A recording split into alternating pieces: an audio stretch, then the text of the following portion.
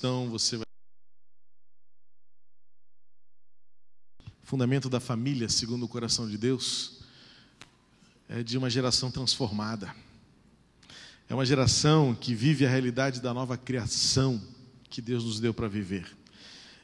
Eu volto a dizer o que sempre digo, e digo mais uma vez e direi outra, se for necessário. Não existe uma regra, uma forma de bolo, uma receita para dizer assim, faça isso, faça aquilo e você vai ser bem-aventurado. Você que vive na luta sabe que cada família é diferente. Você tem filhos gêmeos, né, Vitor? E sabe que um é diferente do outro, o que funciona com um não funciona com o outro. O desafio da vida é você descobrir a particularidade, a peculiaridade, especialmente a singularidade da maneira como Deus quer trabalhar na sua vida, na sua casa, na sua família. Portanto, a gente precisa aprender a lidar com princípios e não com regras. A gente precisa aprender a decidir por valores e não por uma metodologia que uma determinada ciência descobriu, um filósofo, um teólogo propõe. Não. As nossas escolhas precisam estar baseadas em princípios e valores transformados. Eu queria então compartilhar com você isto a partir da palavra de Deus, que é a fonte dos nossos princípios, é a autoridade dos nossos valores, é a razão e é a racionalidade, a lógica que organiza a nossa vida de maneira que ela flua em propósito, flua em significado, flua em sentido, ou seja, cumpra aquilo para o que você existe. Eu convido você a abrir a sua Bíblia na segunda carta de Paulo aos Coríntios, capítulo 5, versos 6 a 17. Mas nós vamos ler ao contrário, melhor, vamos ler de trás para frente, pelo menos começar pelo último versículo, que é muito conhecido, sabemos de cor, cânticos foram escritos com esta letra, é uma das primeiras versões, um dos primeiros versículos bíblicos que aprendemos quando crianças, que fomos um dia, e diz assim, segundo aos Coríntios, capítulo 5, nós vamos ler dos versos 6 a 17, mas de início agora apenas 17, e dá quase que para dizerem de cor, não é? Porque quem está em Cristo, nova criatura é, as coisas velhas já passaram, eis que tudo se fez novo. A gente sabe de cor lá da versão antiga, né? De Almeida. Vamos ler todos juntos na NVI? Portanto, se alguém está em Cristo, é nova criação.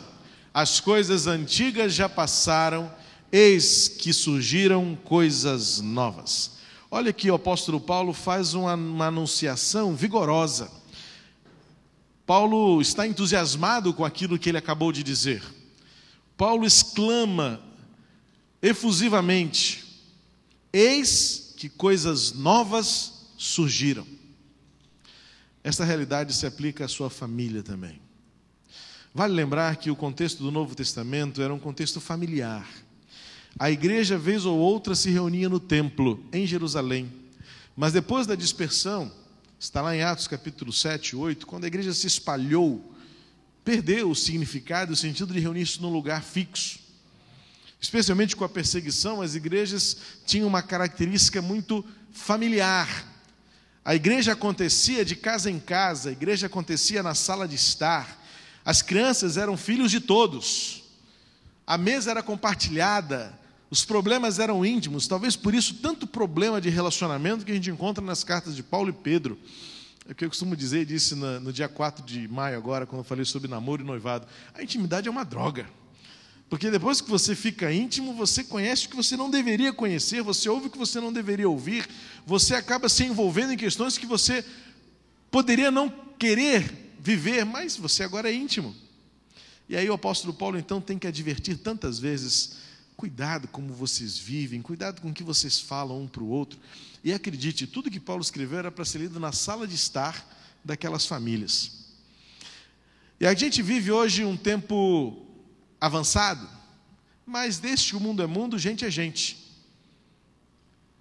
E aquilo que a igreja vivia no Novo Testamento, em tese, vivemos hoje também os mesmos problemas, por isso que a Bíblia é tão presente, a Bíblia é tão real, e os valores e princípios que ela estabelece se aplicam tão perfeitamente para nós hoje. E eu quero então falar com você o que muda na sua vida, o que muda na sua família, quando você experimenta Cristo no seu coração. Primeiro é importante que você, pelo menos agora, entenda bem a sociedade na qual você está inserida. Ou seja, que geração é essa em que vivemos? Que mundo é esse no qual estamos inseridos, em que Deus nos plantou como árvores para frutificar? Eu quero chamar a atenção para duas marcas mais evidentes. Claro que a partir dessas a gente poderia debater e discutir muitas outras marcas, mas a gente vive numa geração que é marcada pela dúvida. Gente é gente desde que o mundo é mundo. Mas a realidade é que nós vivemos um tempo em que as possibilidades são inimagináveis e ilimitadas. Eu gosto de lembrar que quando eu era criança, e já está ficando muito tempo para trás isso, a gente vivia um mundo em que as opções eram poucas. Você ia no mercado, você encontrava 2 ou 3 marcas de determinado produto. Você tinha nas ruas alguns exemplares, alguns tipos de carro, porque nós tínhamos só 4 montadoras principais, isso quando eu era criança. E o tempo vai passando, e as gerações estão crescendo, e novas crianças estão nascendo, e cada vez mais elas estão surgindo num mundo plural. E esta dúvida é justamente fruto de uma sociedade marcada por tantas possibilidades e variedades. A gente não sabe mais o que é da vida, literalmente. E as crianças já estão sendo diagnosticadas com o mal da ansiedade cada vez mais precoce. Porque elas têm tantas possibilidades, a TV a cabo já dá para elas 100 e tantos canais, dos quais 30 e tantos são de criança. Então ela não sabe mais se fica na Nickelodeon, na Disney, no Cartoon Network, e vai por aí. E a criança já começa a pegar o mal do adulto, que é ficar com o controle remoto. Não, esse eu não quero. A criança já tem, por natureza, a sua concentração muito pequena, muito rarefeita. A criança já não fica concentrada em alguma coisa há muito tempo. E o mundo em que vivemos ainda oferece para ela marcas incontáveis. Quando eu era criança, o álbum era da Disney, era o Frisson. Hoje você vai na banca, tem de todas as bonecas, de todos os desenhos, de todos os filmes, de todos os personagens. E sabe o que acontece? A criança quer todos. Ou quando pouco, não sabe o que quer. A nossa geração é marcada pela dúvida, e a dúvida gera instabilidade, a dúvida gera insegurança. A dúvida gera em nós aquela sensação de fraqueza, de será que eu estou tomando a melhor decisão? Quantas vezes a gente tem que acompanhar pessoas que se perguntam e perguntam para a gente, líder, conselheiro, pastor, a decisão que eu estou fazendo é a melhor? E quando a gente começa a enumerar as possibilidades, de fato, vemos que a nossa geração está sendo cada vez mais marcada pela dúvida. Certeza de alguma coisa é algo que cada vez menos nós temos. Outro exemplo da ciência e do conhecimento humano é que cada dia uma manchete nova anula o que disse antes. Olha, amendoim era bom, agora já faz mal. Feijão era ruim, agora é ótimo. E cada dia a ciência se contradiz, dizendo, não, o que era ruim agora é bom. E a gente não sabe mais até quando vamos acreditar na última notícia em que lemos. Ou você não tem aquela pontinha de desconfiança que Osama não morreu. Vivemos a ditadura da dúvida. E ainda há um jargão jurídico, né, que diz, eu vou lhe dar o benefício da dúvida. Ou seja, a gente já coloca a dúvida como sendo um preceito, quase que às vezes fundamental para tomar uma decisão. Eu vou lhe dar o benefício da dúvida, então você está livre. Como assim? Pela dúvida eu te liberto? Ou seja, a ditadura da dúvida, fruto de uma realidade de tantas possibilidades e variedades. Face a esta realidade das dúvidas, nós temos também uma geração marcada pelo egoísmo. Cada vez mais as pessoas estão egocêntricas, individualizadas. Cada um com o seu próprio computador, cada um com a sua linha telefônica, cada um com o seu quarto, cada um com a sua televisão, cada um com as suas escolhas. Não é isso que diz a mídia? Cada um na sua? Porque você é especial, porque você merece. E cada vez mais a realidade hoje, o pecado vai dominando a nossa mente e nós vamos aprendendo a olhar cada vez mais para nós mesmos, cada vez menos para o outro. E isso se reflete na família. Porque os nossos filhos estão crescendo numa geração em que, seja pelo crescimento da capacidade de aquisição, a capacidade financeira das famílias, seja a própria oferta de mercado, com produtos cada vez mais acessíveis, os nossos filhos estão crescendo cada vez mais com as suas próprias posses. Há poucos anos atrás, eu digo há 20, 30 anos atrás, era uma grande casa, com uma sala muito grande e 2 quartos, e uma cozinha muito grande. Hoje você tem apartamentos minúsculos, com 3 quartos minúsculos, e cada quarto tem o seu banheiro. E eu, há um tempo atrás, infelizmente, soube de um casal que escolheu um apartamento com 2 banheiros, para que o marido use um e a esposa use outro. Eu disse, como assim? Eu, quando era solteiro, era louco para casar, para usar o mesmo banheiro que a minha mulher, na época namorada, e quando eu casei, a primeira coisa que a gente sonhou era da intimidade de um banheiro só, e nós compramos um apartamento sem suíte, para ter um banheiro só, e hoje os casais casam dizendo, você no seu banheiro e eu no meu, você com o seu perfume e eu com o meu. Bom, claro, aí tudo bem, né? Perfume de mulher. Mas não use a minha escova, não use o meu pente, não use a minha pasta de dente. O pecado vai minando a nossa cabeça e nós vamos nos tornando individualistas. Cada um com o seu computador. Há um tempo atrás eu vi uma foto de uma família fantástica. Cada um tinha o seu computador, o seu celular, e estavam todos no mesmo lugar, no mesmo sofá, cada um na sua. As nossas arquiteturas estão projetando cada vez mais ambientes para um. Nos Estados Unidos já você tem no mercado opções para a família, mas está crescendo cada vez mais as opções para cada um, porções pequenas. E cada vez mais se estimula as pessoas a viverem sozinhas. Há 5 anos atrás, um cartão de crédito fez uma promoção em São Paulo, botou uma mulher e um homem em apartamentos separados, colocou na mão deles um cartão com tanto de crédito e disse, provem para o mundo que vocês conseguem sobreviver num apartamento fechado, com um computador e uma linha de internet.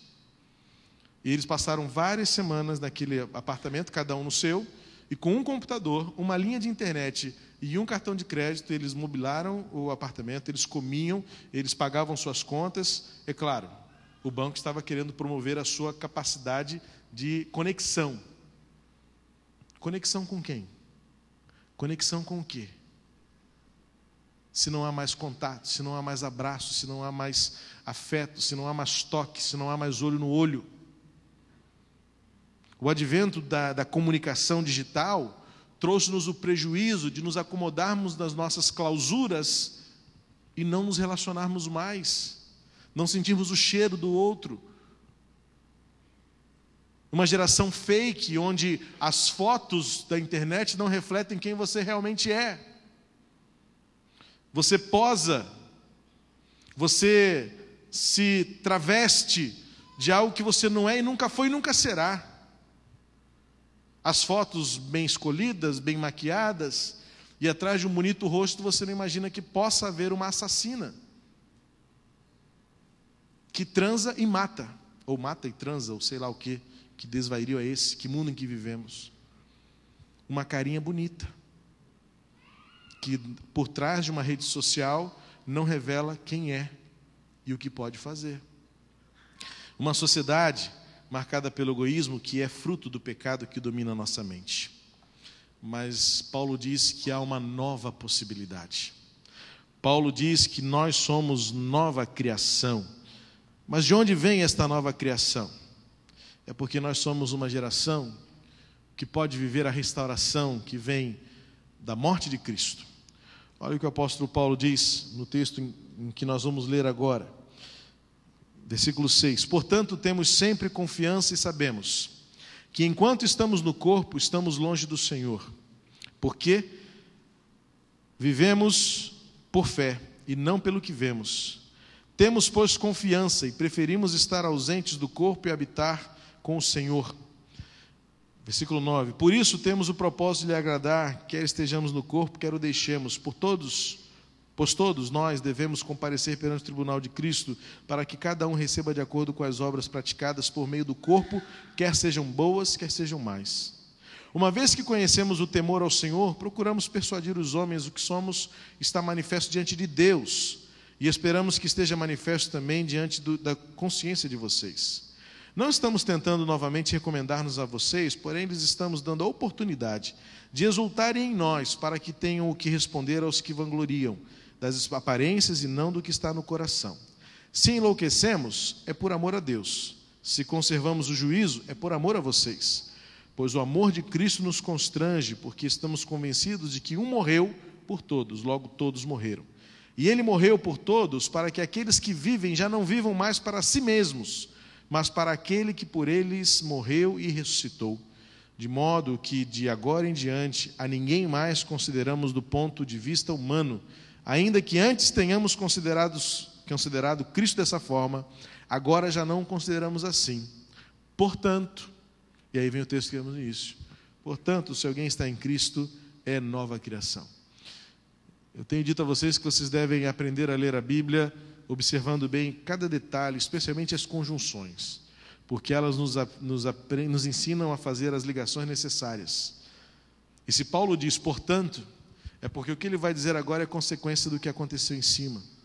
Portanto, vocês são nova criação. Por quê?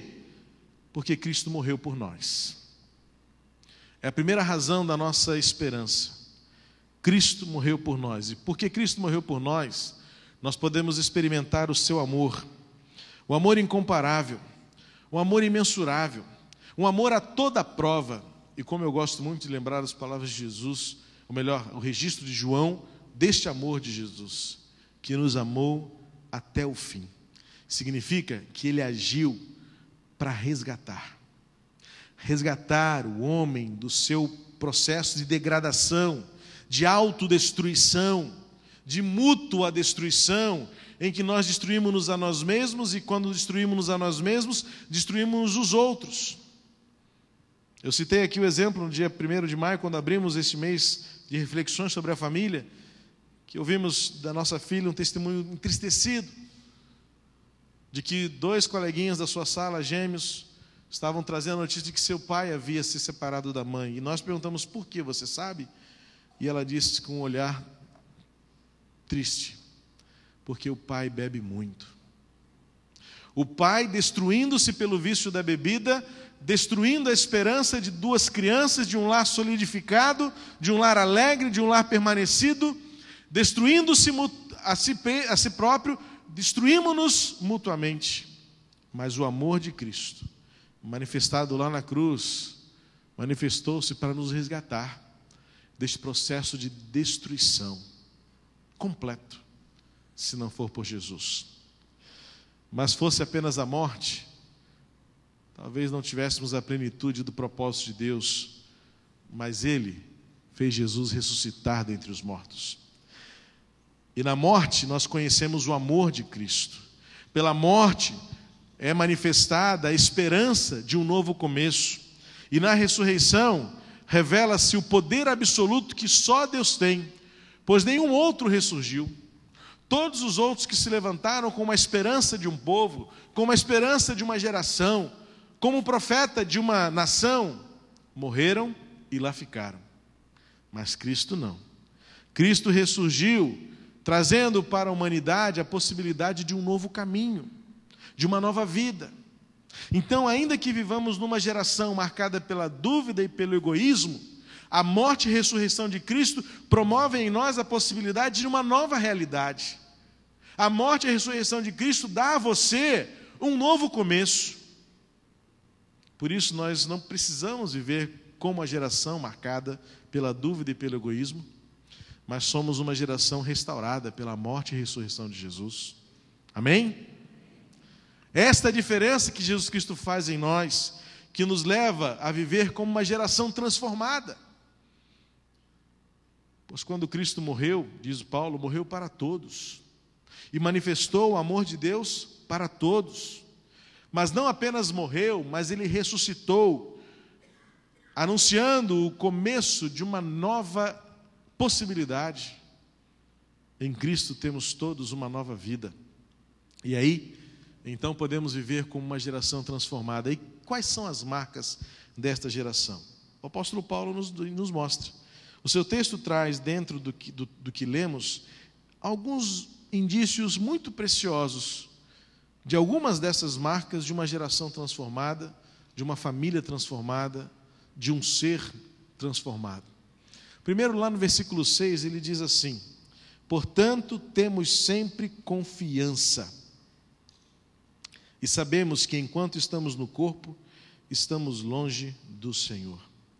O apóstolo Paulo vai dizer que ele nutre uma expectativa, mas não é apenas uma vaga possibilidade. Como é que ele afirma aqui? Temos confiança. Estamos certos, ou seja, olha a contraposição. Diante de uma geração em dúvida, aqueles que estão em Cristo têm confiança, têm certeza. A diferença da geração transformada é que nós podemos ter firmeza nas nossas escolhas, convicção das nossas decisões, força para prosseguir, e esta confiança nos dá a certeza de que a vida vale a pena. Enquanto muitos estão desistindo, nós dizemos, como escritor aos Hebreus, no capítulo 10, nós não, nós vamos adiante. Muitos desistem, mas nós insistimos, nós lutamos, nós enfrentamos, nós celebramos a vida, nós temos a certeza e confiança de que a vida vale a pena.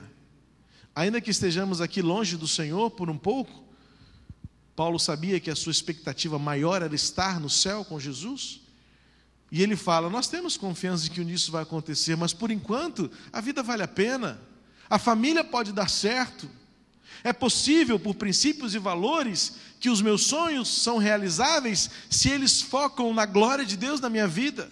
Se não é para mim, se não é por mim, se é para Deus, se é por Deus, se é de Deus. Uma geração transformada vive em confiança, vive a convicção de que a vida vale a pena, de que a vida pode dar certo, de que a família pode dar certo. A certeza que Jesus nos dá. Não apenas isso, mas olha o que diz lá no versículo 9. O apóstolo Paulo vai dizer o seguinte: por isso, temos o propósito de lhe agradar, quer estejamos no corpo, quer o deixemos. A mesma geração que vive em dúvida, ela vive também o egoísmo. Significa dizer então que nós vivemos para agradar a quem, antes de tudo? Como geração transtornada, a nós mesmos. O foco dos males, por certo, de muita violência, de muita destruição, de muita frustração, é porque o homem vive para agradar a si mesmo. Mas o que Paulo nos ensina como uma geração transformada na nova criação? Vivemos para agradar quem? E nós só conseguimos agradar a Deus quando nos dispomos, em confiança, a abrir mão daquilo que é meu prazer, daquilo que é minha realização, e eu então foco a minha alegria em dar alegria ao Senhor. O que é felicidade para você? As bem-aventuranças em Jesus nos mostram lá em Mateus 5 que muitas vezes o nosso conceito de felicidade ele é desvirtuado.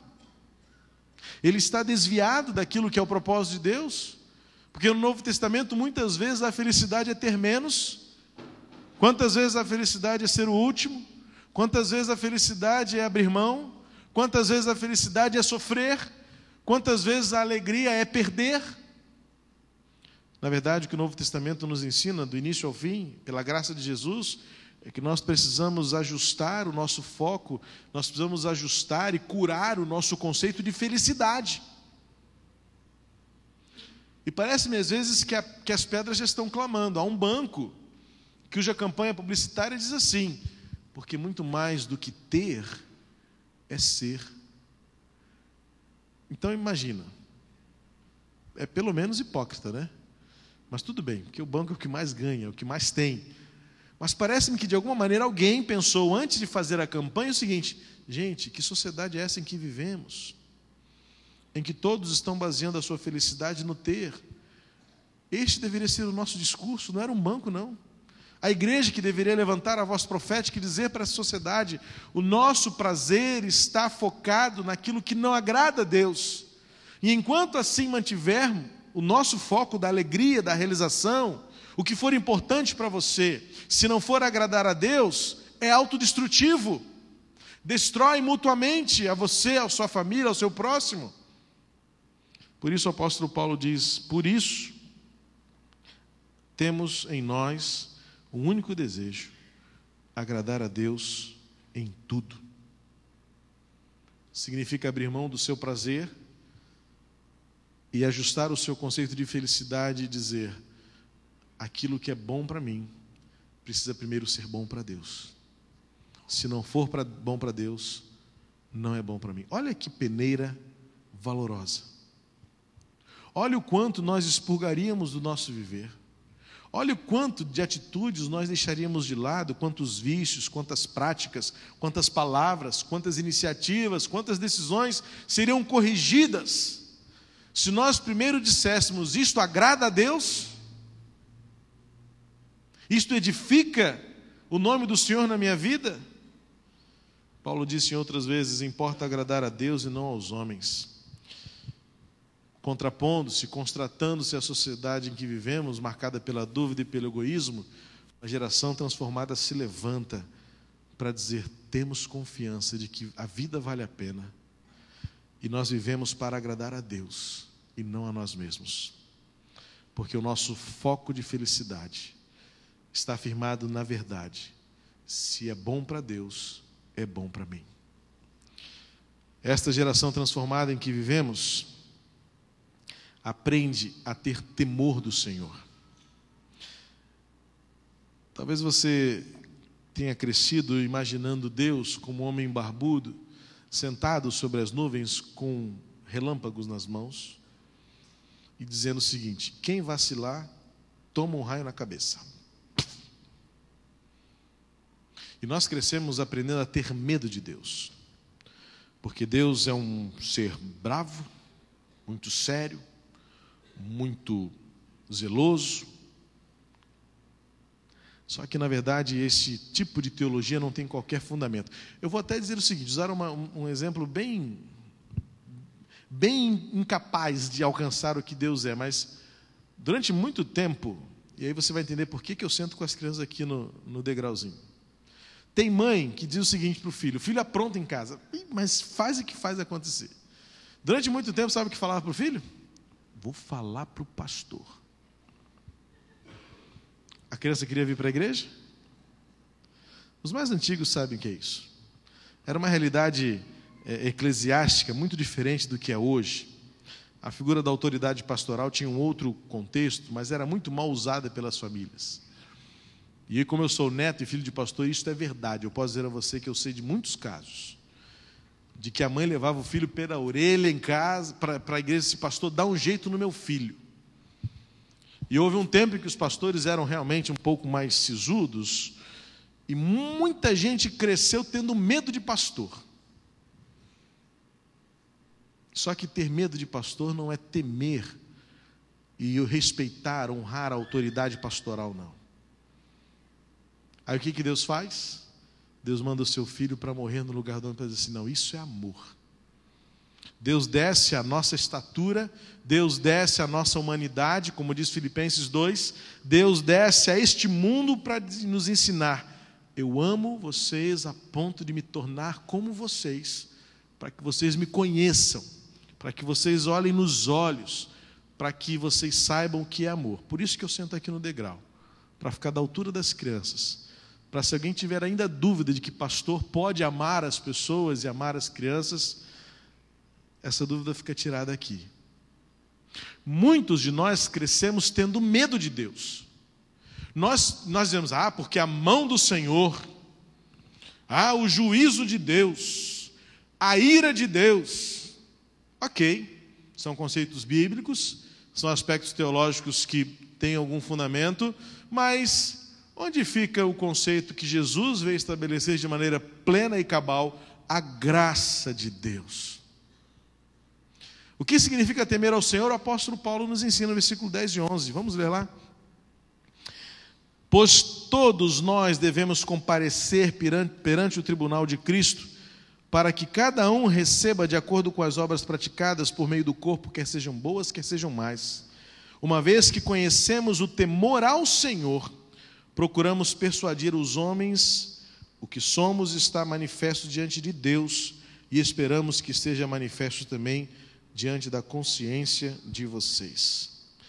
Uma vez que conhecemos o temor ao Senhor, queridos, há uma diferença muito significativa entre temer ao Senhor e temer o Senhor.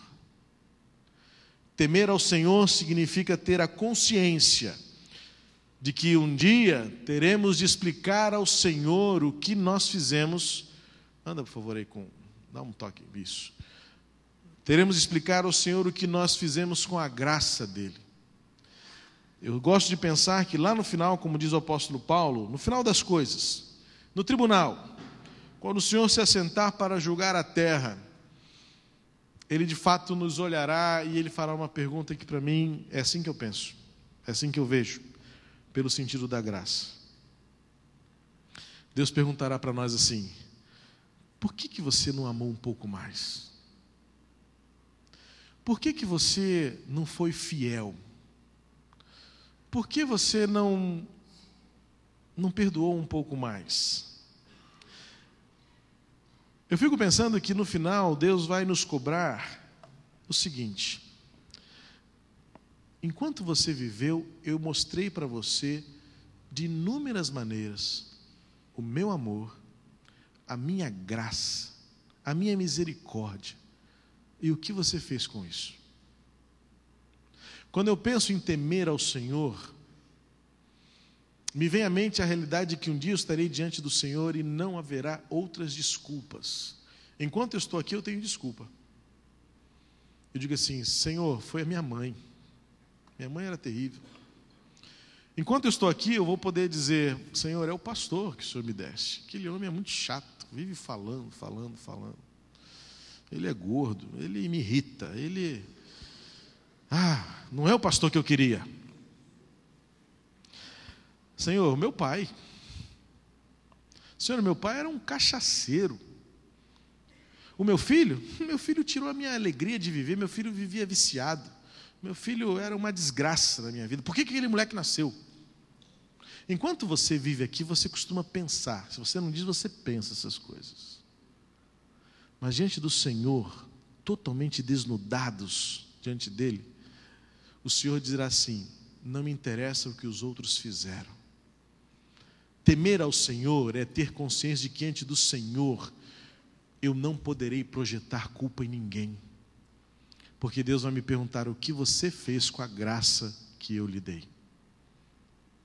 Para mim, amados, temer ao Senhor e viver como uma geração transformada é saber que eu vou prestar contas ao Senhor daquilo que fiz ou deixei de fazer, não se eu fui um bom religioso, não se eu fui à escola dominical, se eu cantei afinado, se eu entregava meu dízimo, se eu vestia boas roupas decentes, se eu não falava palavrão, se eu nunca matei ninguém. Não. Eu penso que Deus fará perguntas como estas, reticentes, e dizendo assim: por que você não amou até o fim? Por que você não perdoou? Sabe por quê? Porque Deus poderá dizer assim: eu amei você até o fim. Eu perdoei você, coisas que eu não posso nem repetir aqui, que você é terríveis. Eu vou fulminar você se eu repetir aqui tudo que eu ouvi do seu coração. Tudo que ninguém viu, mas eu via você fazendo. Mas sabe o que, amado? Eu amei você. Eu entreguei o meu filho para morrer no seu lugar. E aí Deus virará para a gente e vai dizer assim: eu acredito, estou me preparando para esse dia. Por que você não fez valer a pena a morte de Jesus lá na cruz? Por que você insistiu em viver do jeito que você viveu? Por que você foi indiferente às pessoas? Por que você viveu tanto para você mesmo? Por que você foi tão mal nos pensamentos, no coração? Por que eu amei você tanto? Quando eu penso em temer a Deus, eu penso que no final de tudo, eu estarei cara a cara com o Senhor e eu não vou poder botar a desculpa em ninguém. Então, tema ao Senhor hoje. Comece a viver hoje de uma maneira em que você estará diante do Senhor e não haverá desculpas. Porque Deus vai perguntar: por que você não quis? Por que você não entendeu? Por que você não aceitou que o que eu fiz foi por amar você? Temer ao Senhor é isso. Temer ao Senhor é reconhecer que a graça dele não se limitou e foi até o fim. Jesus morreu por você. E quando nós estamos em Cristo, nós entendemos que nós podemos viver o amor do Senhor plenamente. Versículo 14 diz: pois o amor de Cristo nos constrange, porque estamos convencidos de que um morreu por todos, logo todos morreram. O amor de Cristo nos constrange. Russell Shedd defende que a expressão aqui seria algo semelhante a uma camisa de força. E completa a ideia do que eu disse do temor ao Senhor.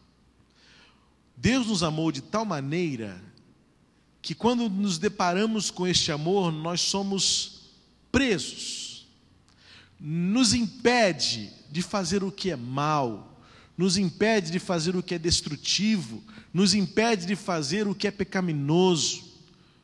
Quando nós vivemos em temor ao Senhor, nos damos conta da imensidão do amor de Deus.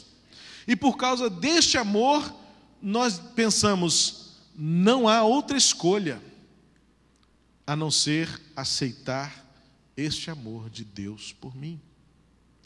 Como família, como esposo, pai, mãe, filho, Deus nos amou de uma tal maneira que nos possibilita viver diferente, que nos possibilita viver um nível de santidade que não se compara ao todo, mas que muitas vezes seremos apenas como Noé, o único que quis obedecer. Seremos como Abraão, que acreditou quando não tinha mais sinal nenhum de que a promessa se cumpriria. Seremos como Daniel, que não se conformou e foi diferente junto com seus 3 amigos. O amor de Cristo nos constrange, pois quando temos consciência do quanto Deus é amor, nós nos privamos de viver para nós mesmos e de termos o benefício da dúvida, porque por amor do Senhor nós temos certeza, temos alegria, temos significado. Uma geração transformada. Quando conhecemos ao Senhor, e a morte de Cristo e a ressurreição de Jesus nos dá uma perspectiva nova e diferente. Então, mesmo que vivamos numa sociedade marcada pela dúvida e pelo egoísmo, nós podemos ser diferentes. Você pode ser diferente. Você pode viver em confiança. Você pode viver com alegria, porque agradar a Deus é viver com alegria. Você pode viver em temor ao Senhor, tendo a consciência de que você, de fato, estará diante de Jesus e dirá: Senhor, foi só porque eu não quis. Ninguém tem culpa. E você dirá: Senhor, eu não tenho outra escolha a não ser aceitar que Tu me amas. Esta é a realidade da nova criação. É isto, é assim as pessoas que estão em Jesus. Se você está, estas marcas se evidenciam na sua vida. Se ainda não, você pode estar. Fazer parte desta geração transformada, porque Cristo morreu por todos e ressuscitou para que você tenha vida. Você pode fechar seus olhos agora? Porque eu quero falar com você. Eu quero agora levar esta palavra direto ao seu coração. Conhecer ao Senhor é o que faz a sua vida transformada. Jesus tira de nós a dúvida, Jesus ajusta o nosso conceito de felicidade. Fazemos parte de uma geração que pode viver diferente, pode ser diferente. Se você ainda não faz parte dessa geração, eu quero desafiar você nesta noite. lembrando você, em nome de Jesus, que um dia só você e Jesus estarão juntos. Só você olhará, será visto por Ele, e Ele olhará para você no fundo dos olhos e dirá: e você? Por que você não quis? Por que você não aceitou? Em nome de Jesus, eu quero desafiar você nesta noite a aceitar Jesus na sua vida e experimentar a transformação que só Ele dá, tirando de você a dúvida, curando você do egoísmo, transformando sua vida, sua família, ensinando você a celebrar a vida. Se nesta noite você deseja fazer parte desta geração transformada, eu quero orar por você. Onde você está, levante uma das suas mãos. É um gesto tão simples que vai nos ajudar a identificar aqueles que nesta noite entenderam a mensagem da graça, do amor que transforma a vida. Alguém entre nós? Levante uma das suas mãos. Deus abençoe você, querido. Glória a Jesus. Glória a Jesus. Mais alguém? 2 jovens. Que alegria. Há mais alguém entre nós? Levante uma das suas mãos para que você, com esse gesto, diga ao mundo: eu quero fazer parte de uma geração transformada. Quero ser um diferente. Quero chegar diante do Senhor e dizer: eu aceitei, eu criei, eu venci. Valeu a pena Jesus ter morrido na cruz. Valeu a pena o amor que tu me deste.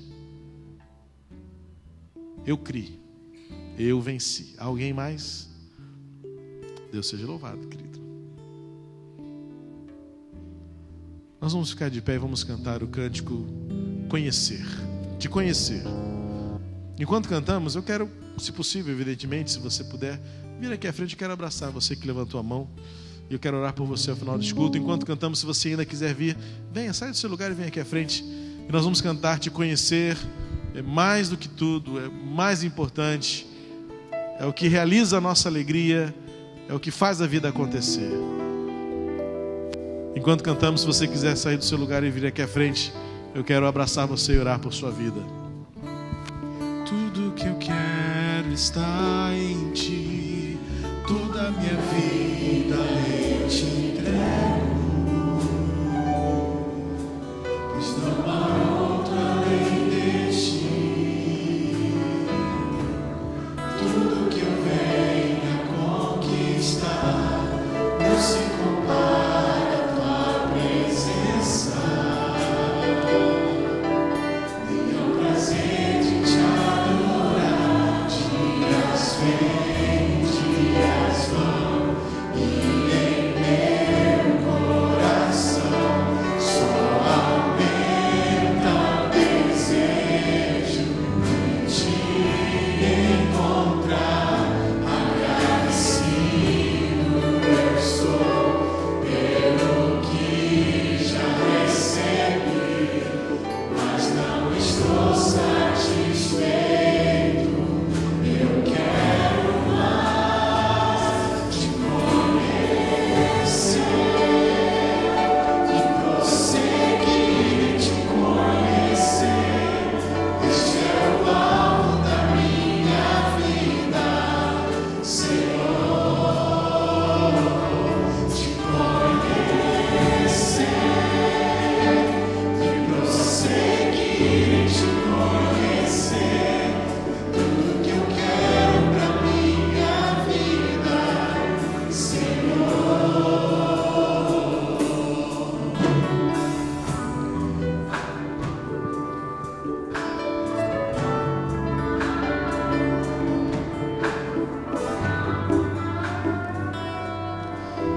Nosso Deus e nosso Pai, graças te damos por estas vidas, Senhor, que nesta noite entenderam a grandeza do Teu amor, o poder da ressurreição. Senhor, transforma estas vidas, transforma os caminhos, derrama paz, alegria, enxuga as lágrimas, traz a alegria que vem de Ti, põe esperança onde havia medo, põe certeza onde havia dúvida, põe a disposição da entrega onde havia o egoísmo, Senhor. cura, glorifica o Teu nome nessas vidas, que agora, por um gesto e por uma decisão, tomam uma atitude.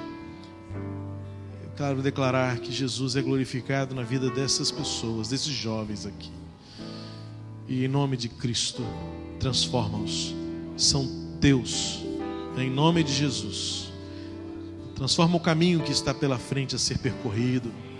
Como igreja, queremos acolhê-los com amor, para suportá-los, para supri-los, para oferecer a eles ajuda, a força, no amor em Jesus, para que o caminho seja vencido e para que no final de tudo possamos dizer, face a face contigo aí no céu, nós cremos, nós vencemos, nós chegamos.